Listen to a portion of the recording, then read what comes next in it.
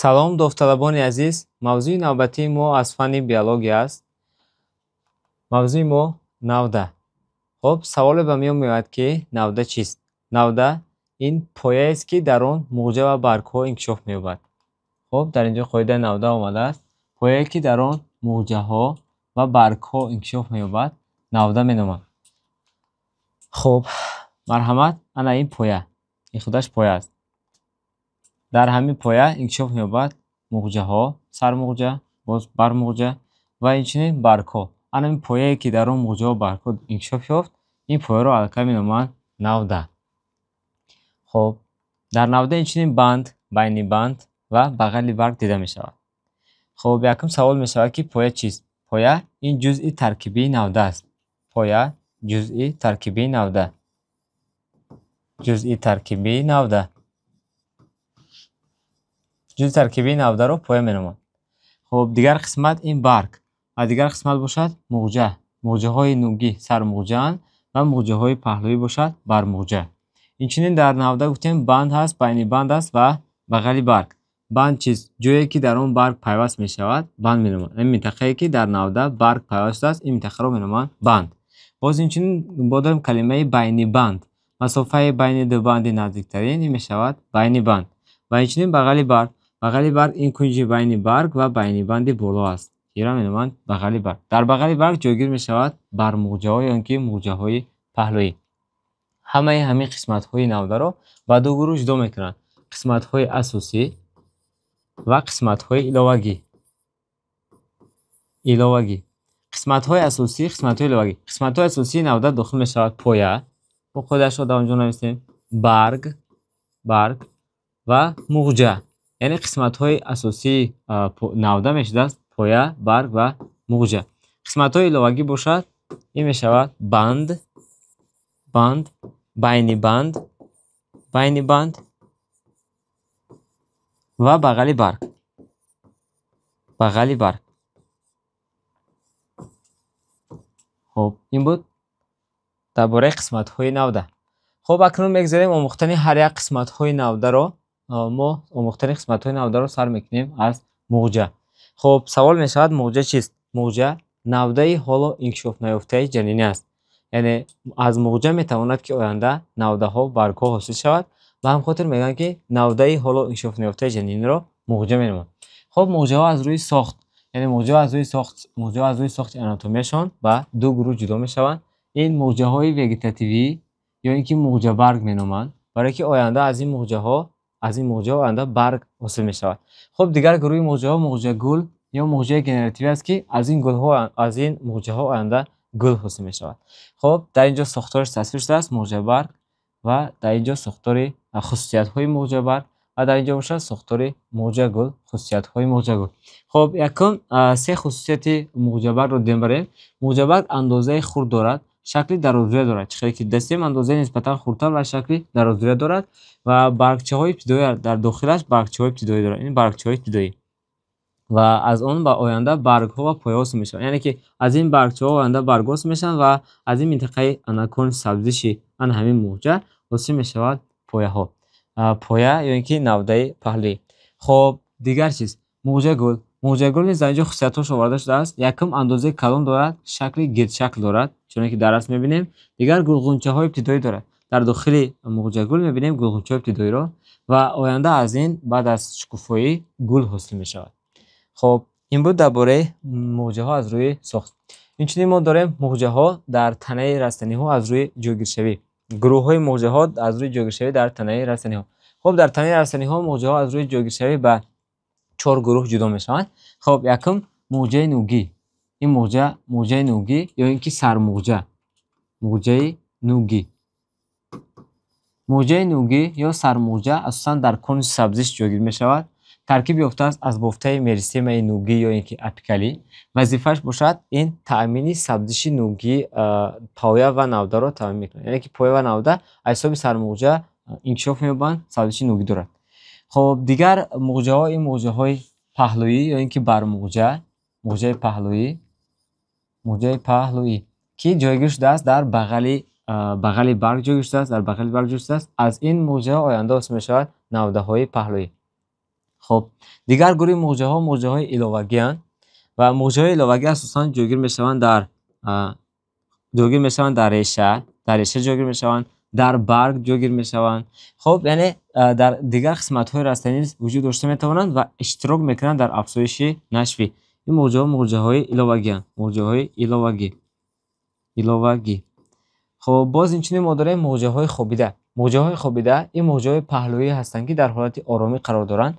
در نوده ها موجه های پهلویی در داخل نوده ها وجود دارند که آنها را از نمود ظاهری به چشم دیدن غیر امکان است. این موجه های خوابیده و این موجه های خوابیده موجه های پهلویی در حالت آرامی قرار داشته به حساب می‌روند و تنها در حالت معین سبزش میکنند. خب اکنون значит موجه ها از روی جایگیرشوی به 4 گروه جدا میشوند: موجه نوگی سرموجه، موجه پهلویی برموجه، موجه های ایلوگی و موجه های خوابیده به دستیان در تنه رستنی. خب یک بار دیگه وظیفه‌شون یادآور میشه. موجه نوگی یا اینکه سرموجه گفتیم بفتش از بفته مریستیموی ترکیب یافته است و تامین سبزش نوگی رو تامین میکنه در همین رستنی. وقتی که ما هنگام کوچه‌شناسی نوگی میکنیم سبزش رستنی را نوگی نوده یا نوگی پای اون رو میبریم میپرتیم، موجه های نوگی دیگر نیستند و سبزش نوگی به عمل نمیاد. در نتیجه موجه های پهلویی بسیارتر میسبزند و رستنی به پهلوها بسیارتر شاخه ها میرانند. اما وقتی که موجه نوگی و موجه پهلویی را نیز از حساب یگان تاثیر عامل های محیط مثلا گیریم خنکی گویم سردی، از حساب سردی اونها ضرر میبینند دیگر سبزش نمیکنند. این حالت موجه های خوابیده سبزش میکنند و ایسای موجه های خوابیده نوده های پهلویی حاصل میشود. برای که موجه های خوابیده خود موجه های پهلویی در حالت آرامی قرار داشته بودند که همین زمانی خنک زدن دیگر موجه ها آنها سبزش میکنند.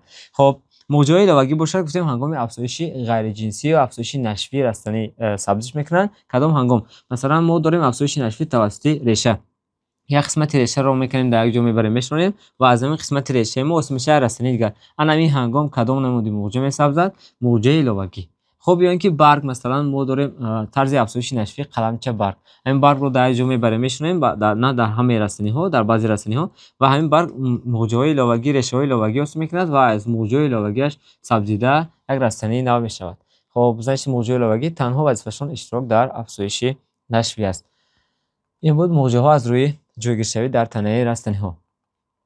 دیگر قسمت موضوع ما در موضوع 19 این برگ به حساب می رود. برگ از دیگر عضوهای وگتاتیوی با داشتن سیمتری دو طرفه فرق میکند. یعنی تمام عضوهای وگتاتیوی سیمتری دو طرفه ندارن غیر از برگ. تنها برگ سیمتری دو طرفه دارد. خب ساختی بیرونی برگ رو در اینجا دیده میبریم. چون که در این رسم آورده شده است، برگ آورده شده است در این است. یکم قسمت برگ این میشد پهنک برگ یا اینکه لعلیچه برگ. خب دیگر قسمت باشد این دمچه برگ. خب دو قسمت اساسی برگ این دمچه برگ و پهنک برگ می باشد. خب دمچه برگ پهنک برگ رو در خود تنه رستنی نگاه می‌دارد. پهنک باشد از اون قسمتی وسیع شده برگ می‌نوشد. خب در پهنک برگ ما دیده میتونیم رگ ها رو میبینیم در پهنک برگ توسط اون ماده ها حرکت میکنن. خب دیگر قسمت نزد برگه یا اینکه پشت برگه. نزد برگه این قسمت دمچه است. اصلا در دمچه در پایین دمچه جا است و قسمت پیوست کننده دمچه رو به نوده همون قسمت رو وسیع میکنه. یعنی پیوست شوی مستحکمتری برگ رو در نوده مساعدت میکنه و این قسمت باشد نام دارد اساس. یعنی اون قسمتی که توسط اون دمچه در بند نوده پیوست می شود. خب این بود ساخت ظاهری برگ. خب دوام موضوع ما این برگ ها کدام وظیفه رو اجرا میکنند. برگ در حیات رستنی دو گروه وظیفه رو اجرا میکند: وظیفه اساسی و وظیفه ایلوگی. وظیفه اساسی برگ و وظیفه ایلوگی برگ. خب وظیفه اساسی برگ سه تا این فتوسینتز که در درس های میانبرده ما اون رو بررسی میکنیم. خب وظیفه نفس کشی رنگ به مانند دیگر ارگانیسم ها اکسیژن رو فرو میبرند و CO2 رو خارج میکنند رستنی ها و برگشتن در نفس کشی اشتراک میکنند. یعنی مبادله گاز نفس کشی. دیگر آب بخار کنی برای خنک کردن خودشان ترانسپیراسیون میکنند. آبی داخلی خود رو بخار میکنند و خود رو از گرم شوی زیاد محافظت میکنند. خب وظیفه الهوگی باشد اشتراک در افزایش غیر جنسی، چیزی که ما پیشتر گفتیم، اشتراک در افزایش نشوی، یعنی برگ میتونه که در افزایش نشوی اشتراک کنه. دیگر اشتراک در ذخیره کردن ماده های غذایی ذخیروی، یعنی و دیگر باشد اشتراک در محافظت، مثلا برگ رستنی ها به خار تبدیل می‌یابد، محافظت میکند خود آنها را از حیوان های علف خور. اینش باشد ذخیروی باشد، مثلا برگ کرم، مقصد کرم کپوست وظیفه ذخیره مواد غذایی را میکند، یا اینکه برگ‌های پولکچه مانند پیاز که از صوب برگن متمرکز برگن وظیفه ذخیروی را اجرا میکنند. این بود وظیفه‌های برگ. خب دوام موضوع ما اینجا جایگیری برگ در نوده است. این در نوده برگ‌های رستنی ها چگونه جایگیری میشوند؟ خب جایگیری برگ در نوده اصلا در نوده رستنی ها برگ‌ها با سه نمود جایگیری میشوند. در رسم یکم نگاه میکنیم. خب اینجا بند است، بند، یعنی این نوده است و بندهاش. همین در هر یک بند یک تاگی برگ جایگیری است. دایشم. و وقتی که در هر یک بند یک تاگی برگ جایگیر می شود، این گونه جایگیری برگ را در نوده نوبتی می نامند. نوبتی به نوبت یک تا از طرف به نوبت، یا اینکه پای در پای می نامند، یا اینکه اسپیرالی. جایگیری نوبتی پای در پای یا اسپیرالی برگ در نوده. این گونه جایگیری اکثریت رستنی ها دارند، مثلا نسترن دارد، مثلا زردآلو دارد، سیب دارد. اکثریت رستنی ها جایگیری پای در پای یا اینکه نوبتی دارد. خب دیگر نمود جایگیری برگ در نوده در رسم دیگر آورده شده است. این اینجا بند و در هر یک بند دو تاگی برگ جایگیری شده است. اگر در هر یک بند یک تاگی برگ بود، این گونه جایگیری نوبتی بود.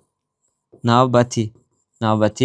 انا اگر در هر یک بند وقتی که میبینیم دو تاگی برگ جایگیری شدن، حتما روبروی یکدیگر جایگیری شدن و وقتی که روبروی هم دیگر جایگیری شدن، این گونه جایگیری میگیم جایگیری روبرو. جایگیری روبروی برگ‌ها، یعنی که جایگیری متقابله. روبرو. جایگیری روبروی برگ ها در بعضی از رستنی ها دیده می شود، مثلا رستنی یاس، یاسمن، گزنه، بعد رستنی زرنگ دیده می شود. در این رستنی ها در هر یک بندی نودهشان دو تاگی برگ جایگیری شده‌اند و روبروی یکدیگر. خب دیگر نمودی جایگیری برگ در نوده چخیلی که می بینیم در رسم، در هر یک بند از دو زیادتر برگ جایگیری شده است، 3 تا 4 تا برگ، که این گونه جایگیری برگ را در نوده جایگیری حلقگی میگن. حلقگی یا گردوگرد. جایگیری حلقگی یا گردوگرد دیده می شود در رستنی چشم زاغ و چیلبندی آبی یا اینکه الوده. خب این بود برگ‌ها از روی جایگیری در نوده. خب قسمت دیگری موضوع ما پیوست‌شوی برگ‌ها در نوده. تصنیفات دیگری برگ‌ها این از روی جایگیری بود. اسلاید پیشینه حاضر باشد از روی جایگیری، از روی پیوست‌شوی. جایگیری را گفتیم از روی پیوست‌شوی برگ‌ها در نوده. خب دو نمود پیوست میشوند. برگ‌ها در نوده یا بدون چه پیوست میشوند یا با دمچه. خب دو رسم در اینجا آورده شده است. این پهنک برگ باشه، اگر این دمچه برگ است. دمچه برگ یعنی برگ این نوده است. نوده برگ به همین بندی نوده توسط دمچه خود پیوسته است، توسط اساس. از نشید این پیوست شوی برگ در نوده، این پیوست شوی دمچه دار است. برگ‌های دمچه دار. خب اکنون رسم دیگر رو میبینیم. در اینجا دمچه دیده نمیشه. значит پیوست‌شوی این برگ در نوده و طوری بدمچه است. بدمچه یا نشسته؟ بدمچه یا نشسته می‌نامند، برای اینکه در این برگ دمچه دیده نمی‌شود. این بود پیوست‌شوی برگ در نوده، دمچه دار و بدمچه. خب داومی موضوع ما است برگ‌ها از روی مقدار پهنک در دمچه. تصنیفات دیگری برگ‌ها این از روی مقدار پهنکی که در دمچه خودشون دارند. خب از روی این تصنیفات برگ‌ها به دو گروه جدا می‌شوند، برگ‌های ساده و برگ‌های مرکب. اگر یک دمچه باشد و در این یک دمچه یک پهنک باشد، این برگ را میگن برگ ساده. اگر یک دمچه باشد، یعنی یک دمچه و در این یک دمچه یک چند پهنک باشد، این برگ را میگن برگ مرکب. برگ‌هایی که یک پهنک دارند برگ ساده، برگ‌هایی که یک چند پهنک دارند برگ مرکب.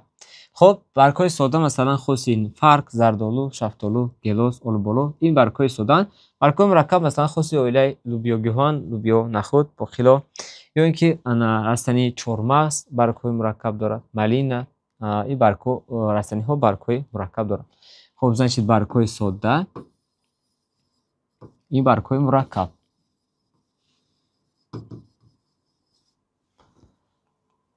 دوام موضوع ما رگرانی برگ. برگ‌ها اینچنین ما در ساخت ظاهری چه خیلی که مشاهده کردیم، در پهنک برگ рагҳои зиёдро мушоҳида кардем ва ҳамин намуди рагронӣ дар барги ҳар растаниҳо гуногун аст ва аз рӯи рагронӣ барги растаниҳоро ба се гурӯҳ ҷудо мекунанд.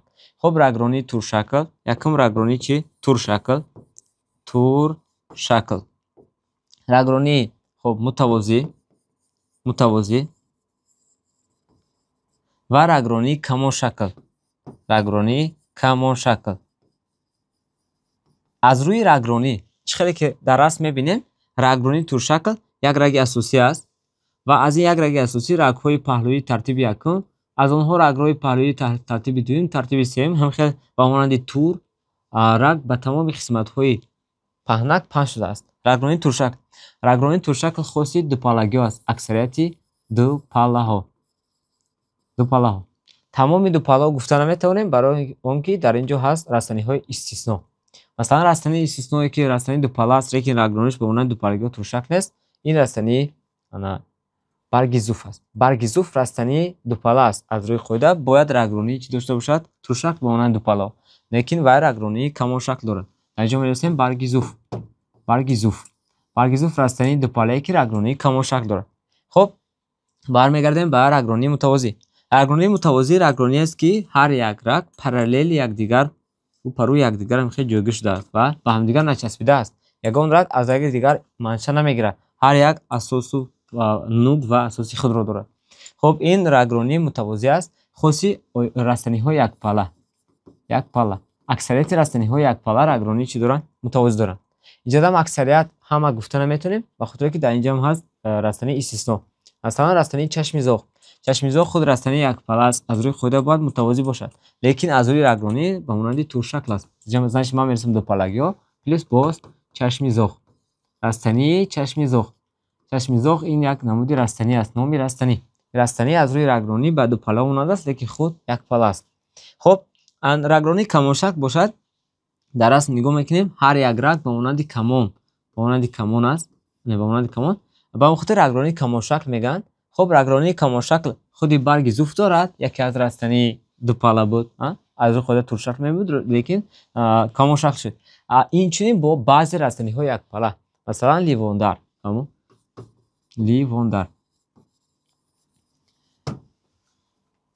се намуди рагронии баргҳо буд. хоб давоми мавзӯи мо ин сохти дохилии паҳнаки барг. мо намуди зоҳирии баргро омӯхтем ва дар бораи ҷойгиршавии он, пайвастшавии он ва рагронии он гап задем. акнун мебоист мо дар бораи сохти дохилии барг суҳбат кунем. сохти дохилии барг ин дар буриши кундаланг. вақте ки барги растаниро масалан ман тасвир мекунам, агар барги растанӣ бошад, вақте ки ҳамин барги растаниро ман дар буриш тасвир мекунам, чунин расм бармеояд. ҳамин минтақаи буридашударо дар ин ҷо тасвир кардем. хоб ва мебинем ки дар сохти дохилӣ, сохти анатомии паҳнаки барг дар буриши кундаланг аз кадом қабатҳо иборат аст? дар сохти анатомии паҳнаки барги растаниҳо асосан аз се қабат иборат аст. ин қабатҳо якум эпидермис дута аст, эпидермиси болоӣ ва эпидермиси поёнӣ. эпидермис яъне ки пӯсти болоӣ ва эпидермиси поёнӣ яъне ки пӯсти поёнӣ. хоб дуюм қабате ки дар ин ҷо аввал дар бораи эпидермисҳо гап занем. якум қабат эпидермис будааст, эпидермиси болоӣ ва эпидермиси поёнӣ. хоб дар бораи эпидермиси болоӣ, дар болои эпидермиси поёнӣ метавонад ягон қабати мум ё ин ки ягон қабати дигар муҳофизатӣ барои муҳофизати барги растаниҳо вуҷуд дошта бошад. хоб эпидермиси болоӣ бисёр вақт ранги баланд дорад. аз ҳисоби ҳамин болои баргро аз поёни лаличаи барг фарқ кардан мумкин аст. дар эпидермиси поёнӣ бошад бисёр вақт ҳуҷраҳои масома дида мешавад, яъне ки сурохиҳои барг дида мешавад, ки онро мегӯянд масомо. масомо аз ҳуҷраҳои ҳуҷраҳои ҳамшафат таркиб ёфтааст ва вазифаи масома ин иштирок дар мубодилаи газ, иштирок дар транспиратсия ба ҳисоб меравад. масомаҳо бисёртар дар эпидермиси поёнианд, лекин баъзан ҳолат дар эпидермиси болоӣ низ дида мешаванд. хоб масалан дар растаниҳое ки дар баргҳояшон дар рӯи об меистад, масалан нилуфари обӣ, аз себоне ки поёни лаличаи барги он дар об пайваст аст, бо болои лаличаи баргаш мубодилаи газ мекунад, ба ин хотир масомаи он дар эпидермиси болоӣ ҷойгир шудааст. хоб ё ин ки ҳаст баъзе растаниҳое ки масома дар ҳар ду тарафи баргашон доранд, масалан растаниҳои ғалладонагӣ, хоб растании гандум, ҷавдор, یا اینکه رستنی‌های آبی، مثلا رستنی‌هایی که تماما آبی اند و یا اینکه آبسبزها، رستنی‌های دیگری آبی، آنها در آنها تماما مسام دیده نمی‌شود. خب اکنون دیگر قسمتی برگ این مزوفیل است. مزوفیل یا اینکه مغزی برگ، قبطی از همه شیرانه قبطی مابینی برگ به حساب می‌رود. یعنی یکم قبط این اپیدرمیس است، اپیدرمیس بالایی و پایینی، دوم قبط مغزی برگ است. خب مغزی برگ از دو مزوفیل از دو نموده حجره عبارت است. حجره استون شکل یا مزوفیل استون شکل. در مزوفیل استون شکل مقدار خلوروپلاست زیاد است و وظیفه مزوفیل استون شکل فتوسینتز است. خب مزوفیل اسفنجی باشد. در حجره ها در آنجا دور جای گذاشتن و در بین حجره ها جفت بین حجروی زیاد دارد. از این لحاظ در بین جفت بین حجروی آب و گاز ها هستند و وظیفه مزوفیل اسفنجی مبادله گاز، اشتراک در نفس کشی و اینچنین اشتراک در ترانسپیراسیون می شود. خب بعد در مزوفیل استون شکل باشد مقدار خلوروپلاست زیاد است و رنگ بلند اپیدرمیس بالایی نیست، از این وابستگی دارد. خب دیگر قسمت بانچه های گذراننده می باشد. یعنی که ما گفتیم که در بوریش برگ رستنی سه قبط دارد. یکم اپیدرمیس ها، دوم مزوفیل مغزی برگ، سوم بانچه گذراننده. بانچه گذراننده در قسمت مابینی برگ اگر همین رگ باشد، همین بانچه گذراننده وقتی که بوریش ده این خیلی تاثیر می شود. خب این بانچه گذراننده ما از سلیمه، بافته گذراننده که ماده های غیر ارگانیکی رو میگذراند، یعنی که رگ ها، و فلوئما بافته گذراننده که ماده ارگانیکی رو میگذراند، یعنی نایتروژن شکل، و حجره های روپوش کننده، یعنی حجره اوپلاتکا در اطراف بانچه گذراننده جای گذاشته است. خب این همین در جایگی هر سه همین ساختار در جایگی بانچه های گذراننده. اگر وظیفه اپیدرمیس ها محافظت و مبادله گاز باشد، وظیفه مزوفیل وظیفه اساسی برگ را اجرا کردن. مثلا مزوفیل استون شکل وظیفه فتوسینتز، مزوفیل اسفنجی نفس کشی و آب بخور کنی.